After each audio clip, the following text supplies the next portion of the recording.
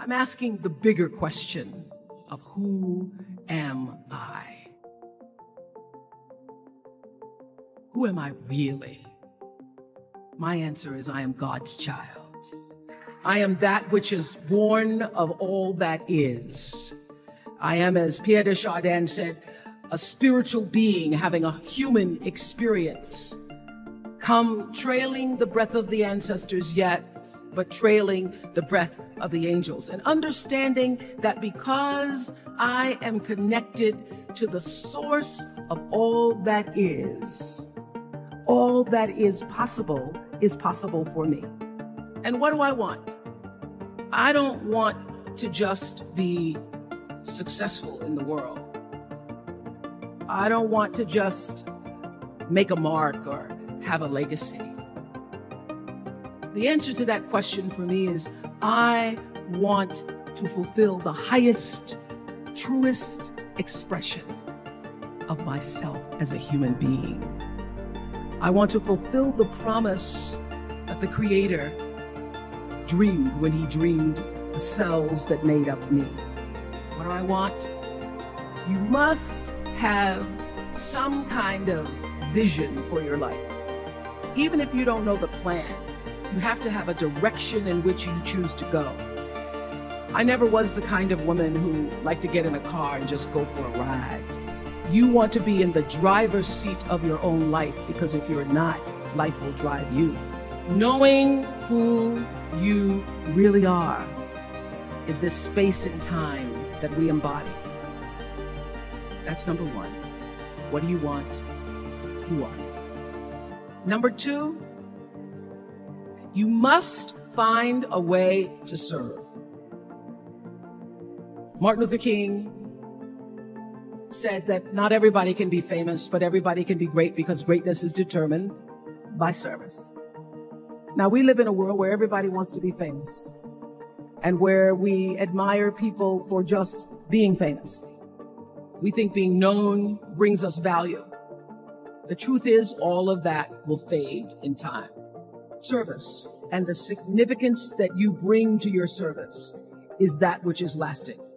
So to be able to, whatever your occupation or job or talent or gift is, our honorees today getting doctorate degrees, to apparently opposite fields, HIV and AIDS and the spoken word. But what they have in common is service, using the spoken word in service to community in the world, using your knowledge and information about HIV and AIDS and medicine in service to the world. And if you look at all the most successful people in the world, whether they know it or not, they have that paradigm of service. Service through medicine, service through art. Using whatever it is you produce, your product, as a way of giving back to the world. When you shift the paradigm of whatever it is you choose to do to service, and you bring significance to that, success will, I promise you, follow you. Be excellent. Let excellence be your brand. Everybody talks about building a brand. I never even knew what that was. When people say, you're a brand, I would say, no, I'm just Oprah. What I recognize now is that my choice to, in every way, in every example, in every experience, to do the right thing and the excellent thing is what has created the brand. Years ago, I did an ad for Revlon for an ad they were doing called Unforgettable Women.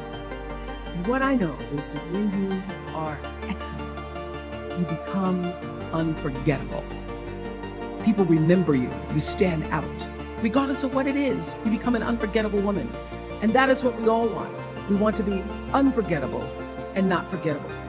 So doing the right thing, even when nobody knows you're doing the right thing, will always bring the right thing to you. I promise you that. Why? Because the third law of motion is always at work. For every action, there's an equal and opposite reaction. That is so true in all of our lives. Everything you even try to do to me, already done to you. So you don't have to worry about revenge or getting back at somebody, making sure they pay.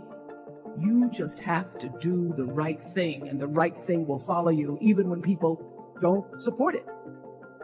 I remember many times on my show. There are many shows y'all never saw. And the reason you didn't see them is because I got the last vote. The most important thing I have come to know in doing the right thing and making the right choices is understanding what we talked about yesterday. All of you leaving here have the potential for enormous success. There's a price that comes with that. People don't always like you, and they're not always happy for you. And if you surround yourself with people who are not accustomed to your success, they become fearful, they become scared, because you are reflecting back something to them that they don't recognize. People who want the best for you want you to be your best. So my greatest advice to you is to surround yourself with people who are going to fill your cup until your cup runneth over. I'm so full, my cup runneth over. And to know that once your cup runneth over, you cannot spend your life with your gallon-size offerings, offering them to pint-sized people. You have got to surround yourself with gallon-sized people who can hang in the same company with you, so that you're not offering your gallons to those little pints out there who can't hold it anyway. The biggest choices begin and end with you, your internal big questions. Who do I want to be in the world? My relationship to source energy, to all that is God. Your experience of that which is all life, which is divine and universal. Being connected and aligned with that. When you are tuned in and charged into that, whenever you feel empty, you go inside yourself and you connect to the source, and you know that all things are possible.